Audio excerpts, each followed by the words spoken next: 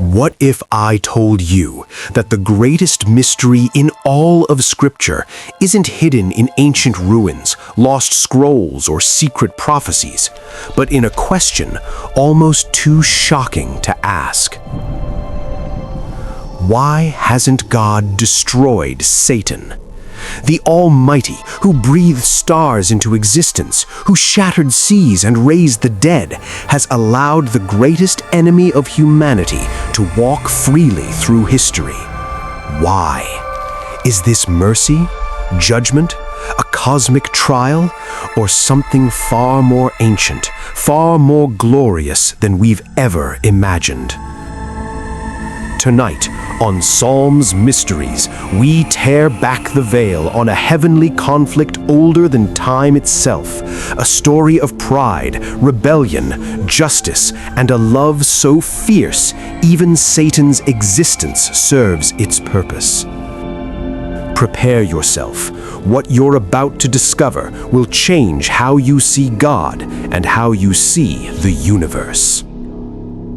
This is the mystery. Why God hasn't destroyed Satan. Stay with me.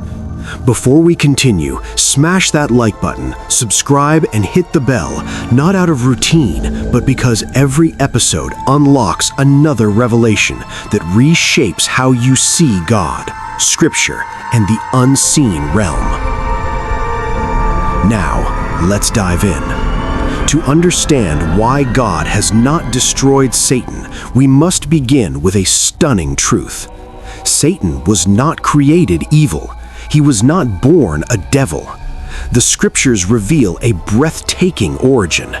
Ezekiel 28:12-17 describes him as the model of perfection, full of wisdom and perfect in beauty, and anointed as a guardian cherub, blameless from the day you were created. Think of this. He stood in the immediate presence of God. He radiated unimaginable brilliance. He held a position possibly unrivaled by any other created being. But then, something impossible happened. Sin appeared. Pride awakened in a heart bathed in glory. Isaiah 14 reveals the core of his rebellion. I will ascend. I will raise my throne. I will make myself like the Most High. This wasn't weakness. This wasn't a mistake. This was a chosen uprising, a collision between pride and perfection. And this raises the first great mystery. If God had destroyed Satan immediately, would creation still trust him? Would angels serve from love or fear? The moment Satan rebelled, he didn't simply turn against God, he accused God. He implied God is unfair. God's laws are oppressive. God demands worship but gives nothing in return. God's authority is unjust.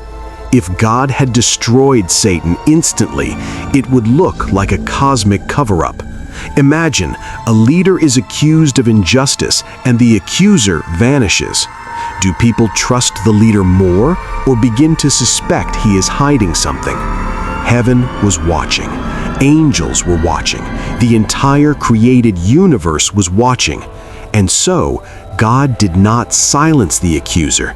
He let the evidence speak. Because truth never fears investigation. Love never forces loyalty.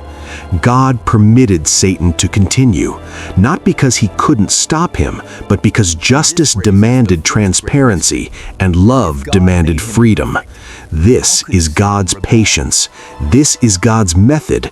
This is God's wisdom. Cast out of heaven, stripped of glory, but burning with fury, Satan set his sights on the one thing God loved most: humanity. Why? Because we, uniquely, were created in the image of God. We possessed moral reasoning, creativity, innocence, free will, divine intimacy, authority over the earth. Everything Satan lost, we were given. He couldn't bear it. And so he entered the garden, not with force, but with a whisper. Did God really say? Doubt, suspicion, rebellion. And with one decision, Adam and Eve transferred their authority, their dominion, to the deceiver. This is why Jesus later calls Satan the ruler of this world. He didn't steal dominion, humanity surrendered it. But God was not caught off guard. Revelation 13:8 reveals a mystery. Christ was the Lamb slain from the foundation of the world. Before Eden fell, the cross was already planned. Why allow Satan's rebellion to go so far that God himself would suffer and die? Because the cosmic trial required a cosmic answer. Satan had claimed, God is unjust. God sacrifices nothing. God asks for obedience, but offers no love. And so God stepped into his own creation, into flesh, into suffering, into death.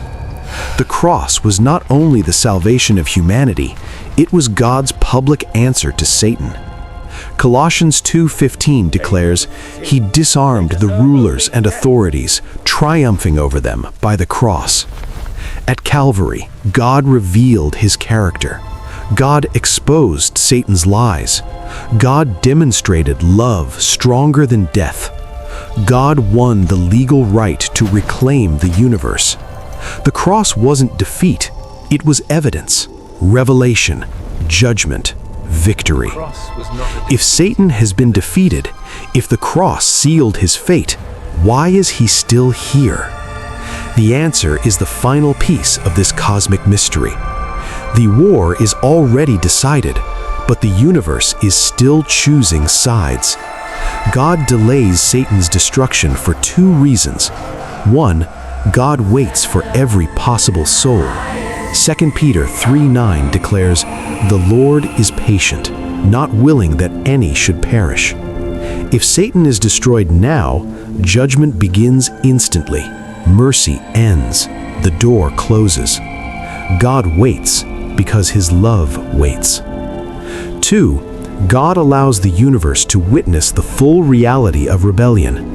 When Satan is finally destroyed, there will be zero doubt that God is perfectly just, loving, patient, righteous, true.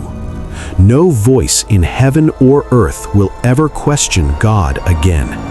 Evil will be erased forever, not by force, but by evidence, by revelation, by truth. Make no mistake, Satan will be destroyed. Revelation declares his end clearly, a final, irreversible, eternal judgment.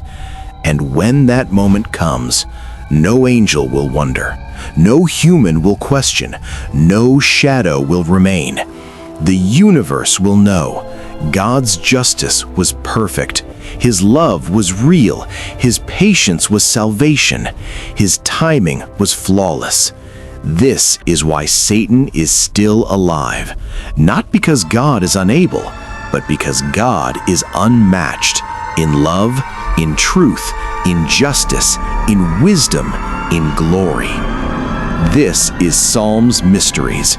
If this revelation shook you, inspired you, awakened you, like this video, subscribe, and join us as we uncover the hidden mysteries of Scripture.